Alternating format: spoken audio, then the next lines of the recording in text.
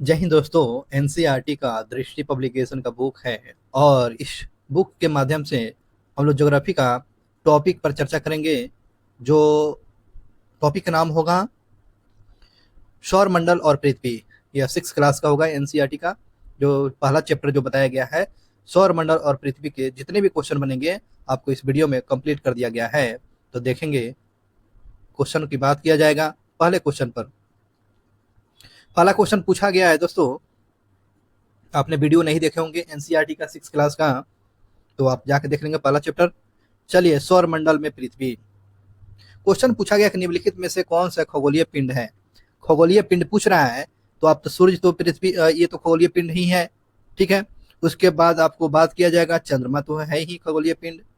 उसके बाद पृथ्वी हो गया और उल्का पिंड हो गया। उपयुक्त में से सभी जो दोस्तों ये खगोलीय पिंड है, ये खगोलीय पिंड से मिलकर बना हुआ है। अब बात किया जाए दोस्तों, खगोलीय पिंड जो है चंद्रमा हो गया, सूर्य हो गया, चंद्रमा हो गया, पृथ्वी और उल्का पिंड, वे सभी वस्तुओं से जो रात के समय आसमान में चमकती है, उसी को हम लोग क्या कहा जाएगा, उसी को हम लोग खगोलीय पिंड कहेंगे, खगोलीय पिंड कहा जाएगा। नेक्स्ट क्वेश्चन पूछा गया है, किस खगोलीय पिंड को तारा कहते हैं। किस खगोलीय पिंड को हम लोग तारा कहा जाता है, तो खगोलीय पिंड को तारा कहा जाता है। तो दोस्तों, तारा वे होते हैं जिसके पास जो अपनी ऊष्मा और आपको प्रकाश होता है, उसी को तारा कहा जाता है। ये जो होता है जिसके पास ऊष्मा और आपको प्रकाश होता है, यही आपको तारा होता है। बात किया जाए, कुछ डिस्कशन देखेंगे।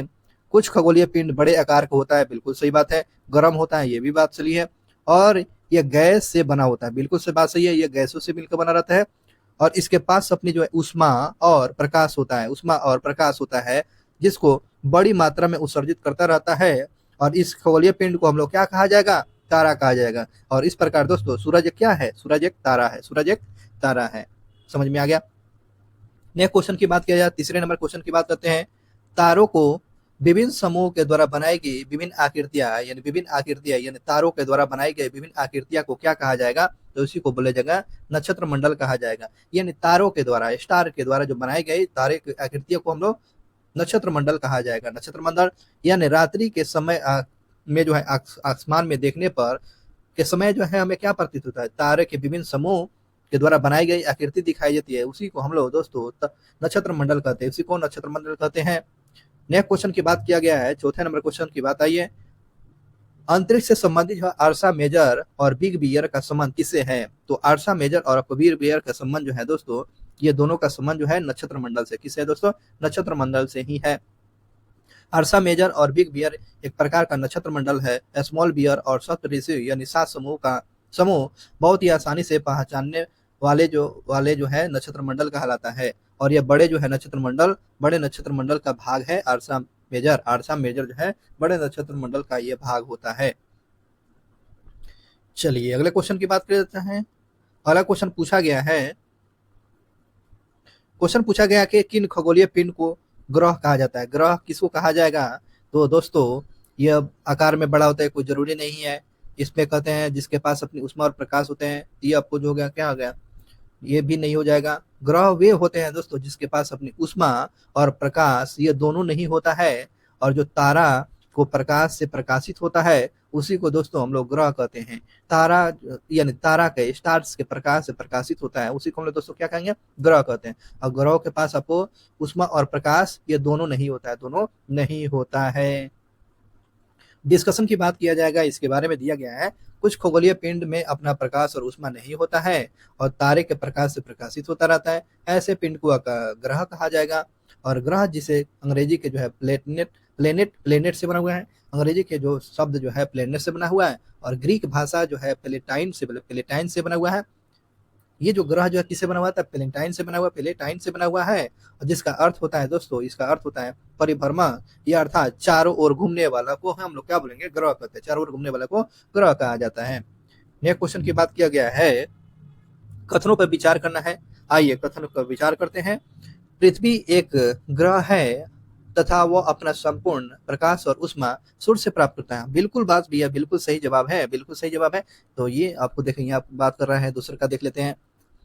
पृथ्वी सूर्य से दूर के हिसाब से चौथा ग्रह है, नहीं तीसरा ग्रह है दोस्तों, तीसरा है।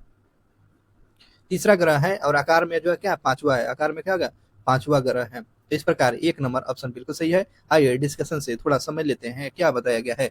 पृथ्वी जिस पर हम रहते हैं यह क्या ग्रह है, अपना संपूर्णतः प्रकाश और आपको ऊष्मा सूर्य से प्राप्त करती है, जो कि पृथ्वी से सबसे नजदीक का तारा, पृथ्वी का सबसे नजदीक का तारा सूरज है।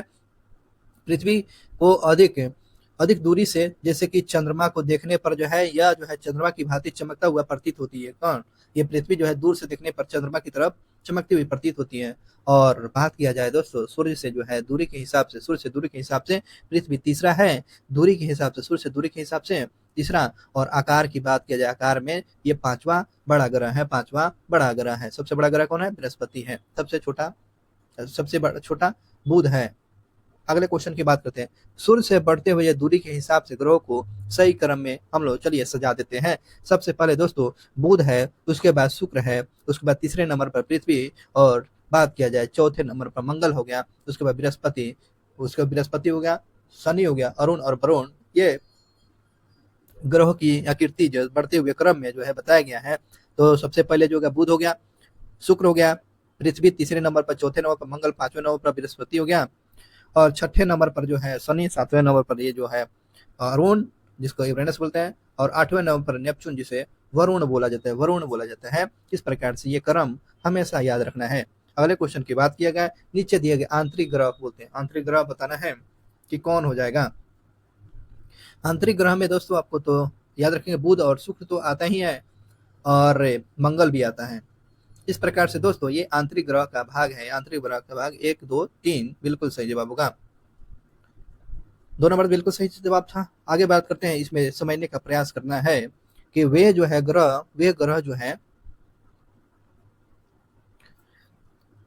सूर्य से निकट होते हैं और ये चट्टानों से बना रहता है। आंतरिक ग्रह वे होते हैं दोस्तों, ये सूर्य से नजदीक होते हैं और ये चट्टानों से बना रहता है। इसी को आंतरिक ग्रह कहलाता है, जिसमें बुध हो गया, शुक्र हो गया, पृथ्वी हो गया, मंगल को ये आंतरिक ग्रह में रखा गया। और बृहस्पति जो है, बृहस्पति से शुरू होकर जो है ये बाह्य ग्रह हो जाता है दोस्तों।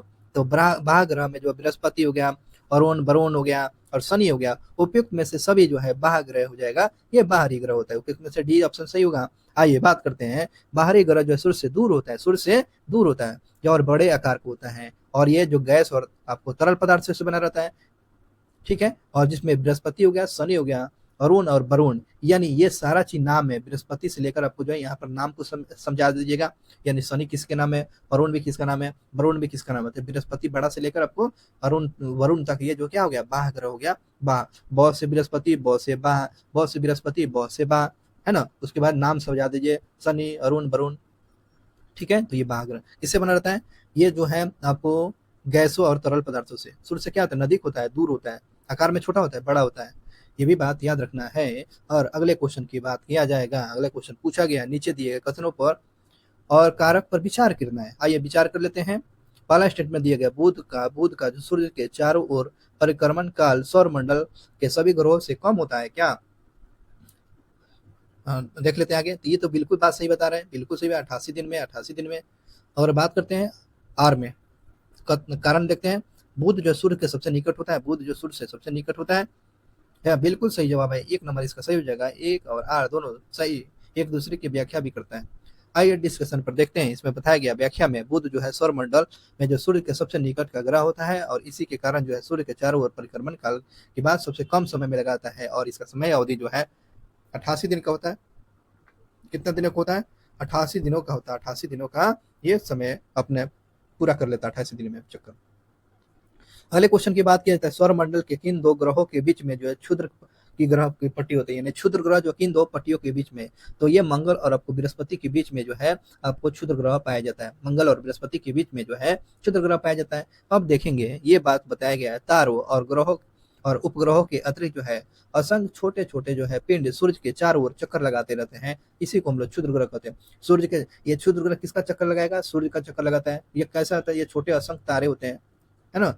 ये सूर्य का चक्कर लगाते रहते हैं, इसी को क्षुद्र ग्रह बोलते हैं। और ये क्षुद्र ग्रह जो है मंगल और बृहस्पति के कक्षा में चक्कर लगाता है, मंगल और बृहस्पति के कक्षा में चक्कर लगाता रहता है। वैज्ञानिकों के अनुसार क्षुद्र ग्रह जो है ग्रह का ही भाग है। क्षुद्र ग्रह किसका भाग है? तो ये आपको ग्रहों के भाग है, क्योंकि जो वर्षों के बाद, बहुत वर्षों के पहले, यानी वर्षों साल पहले जो है विस्फोट के कारण जो है ग्रह टूटकर ये जो है क्षुद्र ग्रह बन गया, ग्रह टूटकर ही क्षुद्र ग्रह बना हुआ, ग्रह टूटकर ही क्षुद्र ग्रह बना हुआ है। अगले क्वेश्चन पर आ जाते हैं। अगले क्वेश्चन पूछ रहा है सौर मंडल में सूर्य के सबसे दूर पूछ रहा है, सबसे दूर कौन होगा? ये हो जाएगा वरुण हो जाएगा, यानी नेपच्यून है दोस्तों। यह सूर्य से सबसे दूर पूछेगा, सूर्य से सबसे दूर आपको नेपच्यून यानी वरुण हो गया, सबसे नजदीक हो गया। बुध हो गया, पृथ्वी हो गया आपको तीसरे नंबर पर, चौथे नंबर पर मंगल, पांचवें नंबर पर बृहस्पति। इसको क्रम में याद रखना है। अब यहाँ की बात किया जाएगा 2006 में अंतर्राष्ट्रीय सम्मेलन जो संघीय जो सम्मेलन हुआ था और की बैठक में निर्णय लिया गया था प्लूटो को जो है और सिरस को और यूबी 2003 यूबी 313 को खगोलीय पिंड के बौने ग्रहों के श्रेणी में रख दिया गया है। तो क्वेश्चन याद रखेंगे 2006 के अंतर्राष्ट्रीय सम्मेलन में जो है प्लूटो को जो ग्रहों को निकाल कर क्या तो बौने ग्रह के श्रेणी में डाल दिया गया। उसके बाद सिरस को किस में रखेगा? बौने ग्रह में। और यूबी 2003 यूबी 313 क्या है? ये सब बौने ग्रह है, बौने ग्रह की श्रेणी में डाला गया है। चलिए अगले क्वेश्चन की बात करते हैं। अगला 13 नंबर क्वेश्चन बताया गया है नीचे दिए कथनों पर आइए कथन और कारण को विचार करना है। पृथ्वी के आकार को हम लोग क्या कहते हैं? पृथ्वी के आकार को भू-आव कहा जाता है। बिल्कुल सही है दोस्तों, पृथ्वी के आकार को भू-आव कहा जाता है। और आपको ध्रुव पर यह चिपटा रहता है, ध्रुव पर चिपटा रहता है, उसी को हम लोग भू-आव कहा जाता है। हाँ देखो यहाँ पर बात करते हैं पृथ्वी के ध्रुव के आपस थोड़ा सा चिपटा रहता है, उसी को भू-आव कहा जाता है। इस प्रकार जो है ए और दो बिल्कुल सही है दोस्तों। अब इसकी व्याख्या करना जरूरी है कि पृथ्वी ध्रुव के पास थोड़ी सी चपटी रहती है। दे देगा आपको थोड़ा सा उठा रहता है ऑप्शन में, तो आपको याद रखेंगे ये थोड़ा चपटा रहता है। इसी कारण से इसके आकार को हम लोग भू-आव कहते हैं। इसी आकार को भू-आव, भू-आव का अर्थ होता है दोस्तों पृथ्वी के समान की आकार, पृथ्वी के समान की आकार को ही भू-आव कहते हैं। जीवन के लिए अनुकूल परिस्थितियां संभव तो केवल जो पृथ्वी पर ही पाई जाती है। और पृथ्वी पर न केवल ज्यादा गर्मी ज्यादा है और न ही ज्यादा ठंडी देखने को मिलती है। जल और वायु उपस्थित होने से जीवन यहाँ पर संभव है और इसलिए आपको पृथ्वी को आपको अद्भुत ग्रह बोलते हैं, अद्भुत ग्रह बोला जाता है। पृथ्वी को क्या बोलते हैं? अद्भुत ग्रह के नाम से भी जाना जाता है। अगले क्वेश्चन की बात करते हैं। आइए कथन को सत्य चुनना है। पहला नंबर देखेंगे इसमें पृथ्वी से अंतरिक्ष जो है देखने पर पृथ्वी का रंग कैसा दिखाई देता है? ये हरा रंग का दिखाई देता है। नहीं भाई, ये जो होता है आपको नीला रंग का, हरा रंग का नहीं, यह नीला रंग का दिखाई देता है, नीला रंग का। देखो यहाँ पर पृथ्वी का जो है आकाश से देखने पर हरा नहीं नीला दिखाई देता है। दूसरा नंबर की बात करते हैं पृथ्वी का हरा रंग हमें यह वनों की दिखाई देता है। नहीं, बिल्कुल नहीं, यह हरा रंग जो दिखाई देता है ये जो है नहीं, यह नीला रंग जो है पानी के यानी जल की उपस्थिति के चलते हरा रंग दिखाई देता है। आइए बात करते हैं अंतरिक्ष जो है पृथ्वी को जो है देखने पर यह नीला रंग दिखाई देता है क्योंकि पृथ्वी जो है 2/3 सतह पर जल से ढकी हुई, इसलिए पृथ्वी को हम लोग नीला ग्रह के नाम से जाना जाता है। अगले क्वेश्चन की बात करते हैं सौर मंडल का निर्माण किससे मिलकर बना हुआ? सौर मंडल का निर्माण की बात करते हैं तो आप याद रखेंगे सूरज से। तो ये तो सौर मंडल का मुख्य तो सूरज तो होगा ही, पहली नंबर बात हो गया। और बात किया जाएगा दोस्तों उपग्रह से भी मिलकर बना हुआ है, ग्रह से भी मिलकर बना है और उल्का पिंड से, यानी सभी से मिलकर आपको ये सौर मंडल का निर्माण हुआ है। ग्रह, उपग्रह, सूरज और उल्का पिंड से मिलकर बना है। तो देखो वो सूरज हो गया और 8 ग्रह, उपग्रह उपग्रह और कुछ अन्य खगोलीय पिंड जैसे कि क्षुद्र ग्रह हो गया, उल्का पिंड जैसे आपको मिलकर सौर मंडल का निर्माण करते हैं, जिससे हम सौर परिवार कहते हैं। सौर परिवार का मुखिया आपको सूरज होता है, सौर परिवार का मुखिया सूरज होता है। अगले क्वेश्चन की बात किया जाए निम्नलिखित कथनों पर सही चुनना है। पृथ्वी का जो है खिंचाव बल सौर मंडल को बांधे रखता है। बिल्कुल बात सही बता रहा है, ये जो पृथ्वी के खिंचाव बल के चलते सौर मंडल को बांधे रहता है, बिल्कुल सही जवाब है। सूरज सौर मंडल के लिए जो प्रकाश और ऊष्मा का मुख्य जो है स्रोत है, बिल्कुल सही है। ये दोनों बिल्कुल बात सही है, दोनों स्टेटमेंट दोनों कथन सही है। आइए यहाँ पर डिस्कशन पर थोड़ा सा जानना जरूरी है। सूरज जो है सौर मंडल का केंद्र में स्थित है और यह बहुत ही बड़ा है और अत्यधिक गर्म गैस से मिलकर बना हुआ है और खिंचाव बल से इसमें सौर मंडल को जो बांधे रखा हुआ है। आपको सूर्य जो है सौर मंडल के लिए प्रकाश और ऊष्मा का प्रमुख जो है स्रोत माना जाता है और हम सूर्य की अधिक जो है तेज गर्मी को महसूस नहीं कर पाते हैं क्योंकि यह जो पृथ्वी से सबसे नजदीक तारा होने के बावजूद भी यह 15 करोड़ किलोमीटर दूर है। यह पृथ्वी से सूरज जो कितना किलोमीटर दूर है, 15 करोड़ जो मीटर किलोमीटर दूर है। और यही कारण से सूर्य के प्रकाश जो है पृथ्वी पर पहुंचने में 8 मिनट का समय लगता है। कितना समय लगता है? 8 मिनट का समय लगता है। अगले क्वेश्चन की बात किया जाएगा। अगला क्वेश्चन पूछा गया है, सौर मंडल के ग्रह जो है सूर्य का चक्कर लगाते हैं और इनके रास्तों को क्या कहा जाता है? इसके रास्ते के आकार में जो फैला रहता है इसको क्या बोलते हैं? ये किस रूप में फैला रहता है, किस रूप में चला करता है? तो दीर्घवृत्ताकार रूप में। ये जो परिभ्रमण करते हैं, ये चला करते हैं, तो ये किस रूप में? तो ये दीर्घवृत्ताकार रूप में ये परिभ्रमण करते हैं। सौर मंडल के सभी 8 ग्रह जो है एक निश्चित जो है परिपथ में सूर्य का चक्कर लगाते हैं और यह दीर्घवृत्ताकार में फैला हुआ है। इसी को हम लोग क्या बोलते हैं? कक्षा बोलते हैं। इसी को कक्षा बोला जाता है। अगले क्वेश्चन की बात करते हैं, पृथ्वी का जुड़वा बहन किसको बोलते हैं? तो शुक्र को बोलते हैं। क्योंकि आकार और आपकी आकृति में जो है, आकार और आपको जो है इसका नेचर में जो है दोनों आपको सिमिलर में देखने को मिलता है। इसका तो शुक्र का है, इसलिए आपको शुक्र को जो है साँझ का तारा, भोर का तारा बोला जाता है। क्योंकि देखें पृथ्वी का जुड़वा वाहन जो है शुक्र को बोलते हैं, क्योंकि आकार आपको घनत्व और व्यास पृथ्वी के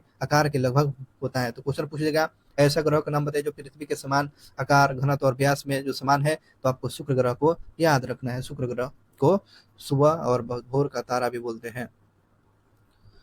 इवनिंग स्टार और मॉर्निंग स्टार के नाम से भी जानते हैं। पृथ्वी का सबसे निकट का ग्रह होता है, पृथ्वी का सबसे निकट ग्रह है ये जो है शुक्र है। पृथ्वी का सबसे निकट ग्रह है कौन है दोस्तों? ये जो है पृथ्वी का सबसे निकट का ग्रह पूछेगा तो ये आपको शुक्र है। तारा पूछेगा तो सूर्य हो गया, तारा पूछेगा तो सूर्य हो गया। निकट ग्रह पूछेगा तो आपको शुक्र याद रखना है, क्योंकि ये जो पृथ्वी का बहन है तो बहन तो रहेगी साथ में, इसलिए इसको शुक्र को बोलते हैं। अगले क्वेश्चन की बात किया जाए, हमारे सौर मंडल का सबसे बड़ा और छोटा पूछ रहा है, छोटा ग्रह बताएंगे, छोटा ग्रह बताना है। तो सबसे बड़ा हो गया बृहस्पति हो गया दोस्तों, और सबसे छोटा हो गया बुध हो गया। सबसे बड़ा बृहस्पति और सबसे छोटा आपको बुध होता है। तो यही पर बात बताया गया, बृहस्पति सबसे बड़ा हो गया और सबसे छोटा हो गया आपको बुध हो गया, सबसे छोटा बुध हो गया। वे कौन सा दो ग्रह है जिसका जिसका सौर मंडल के अन्य ग्रहों की तुलना में परिभ्रमण काल जो विपरीत होती है?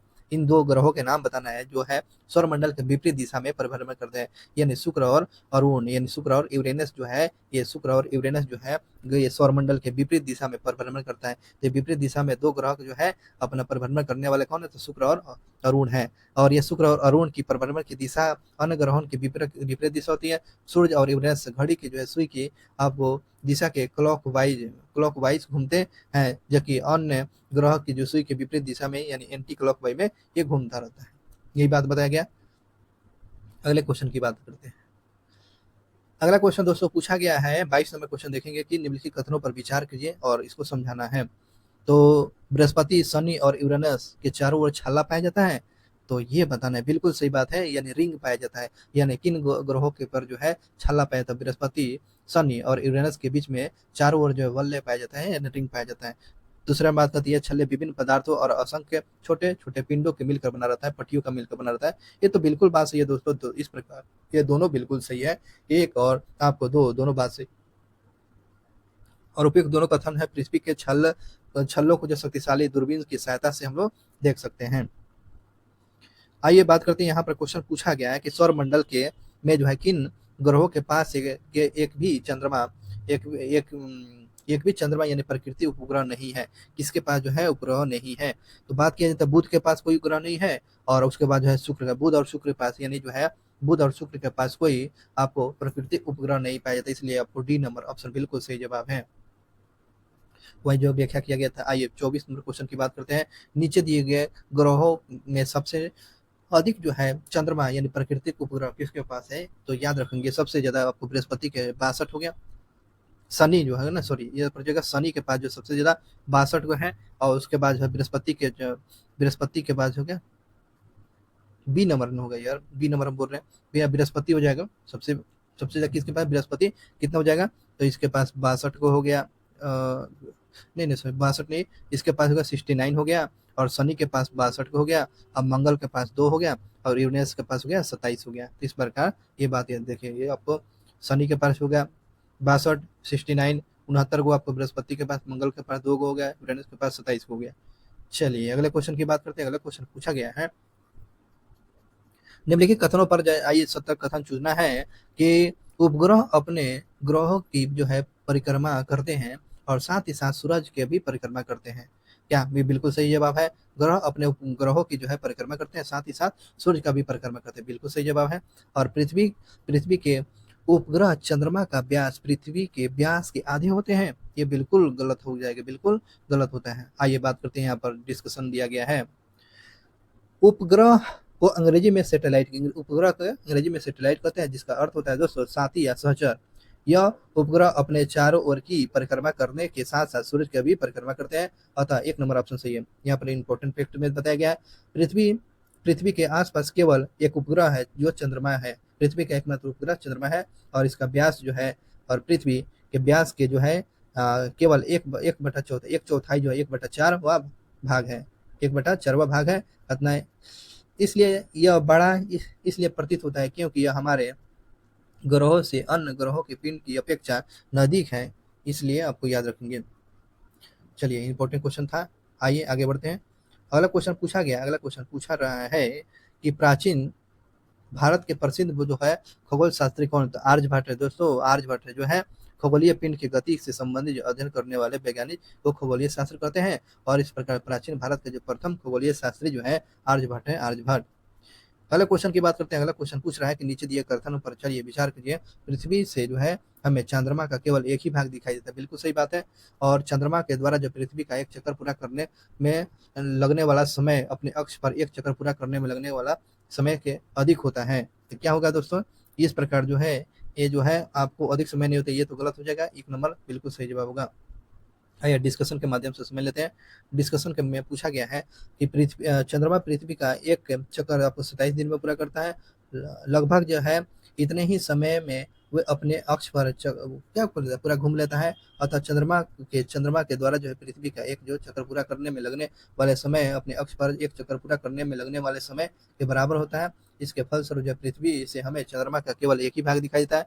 अब यहाँ पे इम्पोर्टेंट वो है, नील आर्मस्ट्रांग पहले व्यक्ति थे। 20 जुलाई जो है 1969, 20 जुलाई 1969 को सबसे पहले जो चंद्रमा की सतह पर कदम रखा हुआ था। नासा के स्रोत आधारित जो है वेबसाइट के अनुसार जो है एनसीईआरटी 6 के बुक में जो है 21 जुलाई 1969 को बताता है।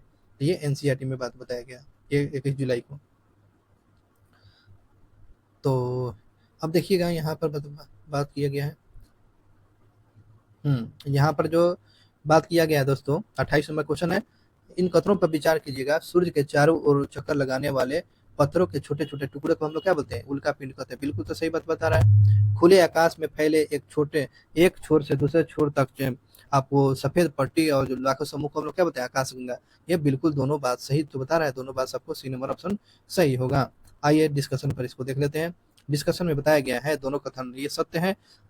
सूर्य के चारों ओर चक्कर लगाने वाले पत्थरों के छोटे छोटे टुकड़ों को हम लोग उल्का पिंड कहते हैं। खुले आकाश में एक छोर से दूसरे छोर तक फैले चौड़े सफेद पट्टी जबकि एक चमकदार रास्ते की तरह दिखाई देते हैं, और लाखों तारों का एक समूह होता है। इस पट्टी को आकाशगंगा कहते हैं, और सौर मंडल का आकाशगंगा का ही एक भाग है। प्राचीन समय में प्राचीन भारत में इसकी जो कल्पना जो है आकाश में जो है प्रकाश की एक बहती हुई नदी से किया गया, इसलिए इसका नाम आकाशगंगा पड़ गया। लाखों आकाशगंगाओं मिलकर किसका निर्माण करेगा? ब्रह्मांड का। लाखों आकाशगंगा मिलकर किसका निर्माण करता है? ब्रह्मांड का दोस्तों निर्माण करता है। और इस प्रकार जो दोस्तों एनसीईआरटी का 6 क्लास का जो है इंपॉर्टेंट क्वेश्चन जितना भी था आपको कंप्लीट हो चुका, और वीडियो आपको हेल्पफुल लगा होगा तो वीडियो को अपने दोस्तों के साथ शेयर करेंगे और चैनल को सब्सक्राइब कर लेंगे, ताकि आपको ऐसे ही याद करा दिया जाएगा।